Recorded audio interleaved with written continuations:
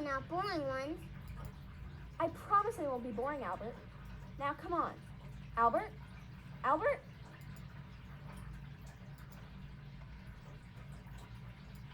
Hey, can you help me find Albert? My mom is going to be so mad if she finds out I let him wander off again. Find all his stuff and you'll find Albert. We may need to move some people or things to find his stuff.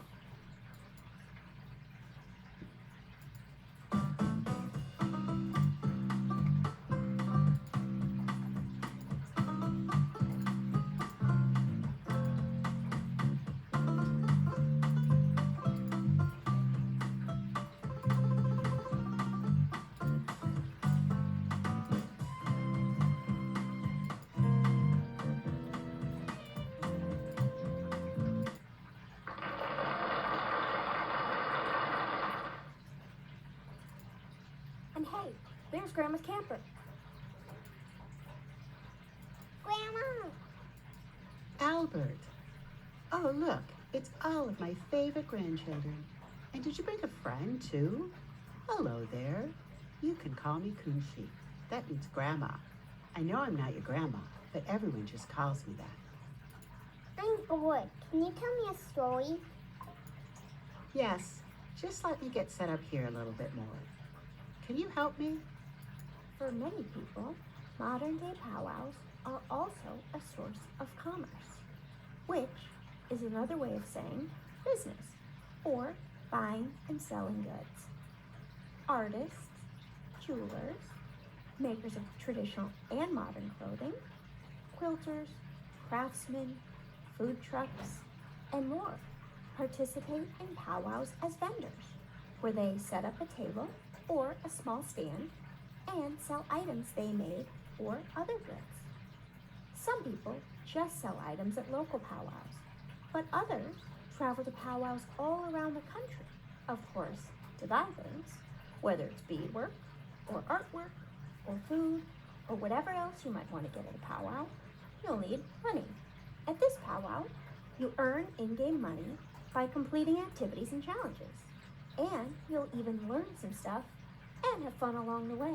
Once you've earned money, you can visit the vendor tables and buy food, jewelry, artwork, regalia, and more. The more work you put in, the more money you'll earn, and the more cool things you'll be able to buy.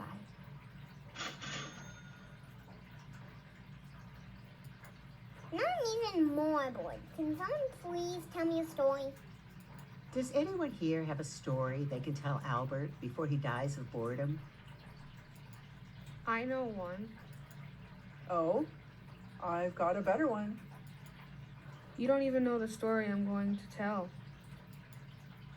Did someone say story? Let me think of which story to tell. Someone tell me a story.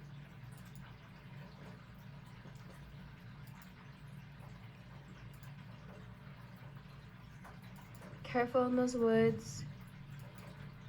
Oops, you stumbled over a rock. Do you know the story of our neighbor, the story of Standing Rock? Well, then I will tell you it. A Dakota married an Arikawa woman, and they had a child. Later, he married a second woman, and the first wife became jealous and sullen. When it was time for the village to break camp, she refused to move from her place on the 10th floor. The teepee was taken down, but she sat on the ground with the baby on her back. The rest of the camp, including her husband, moved on without her. At midday, her husband noticed his first wife had not come with them. Worried something bad might happen to her, the husband said to his brothers, "Go back and tell her to come along. We'll wait for you." The brothers rode fast, arriving at their former camp in the evening. The woman still sat on the ground.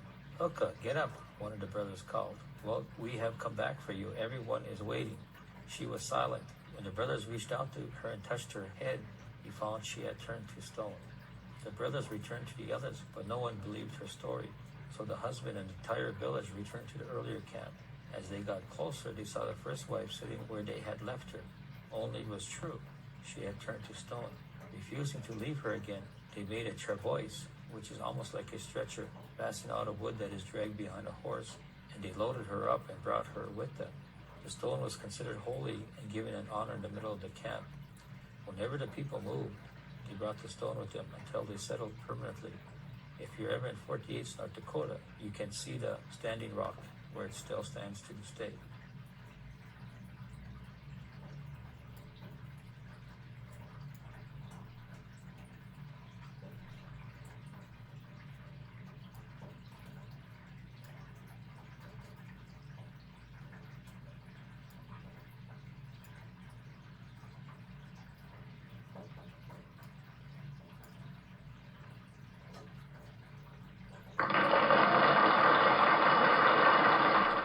Not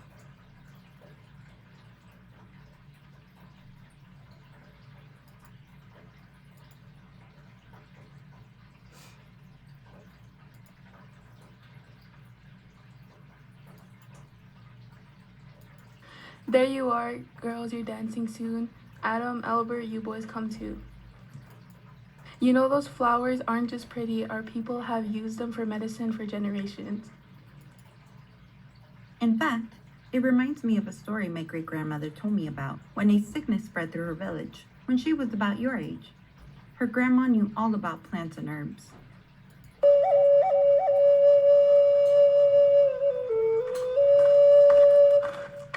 We're all sick.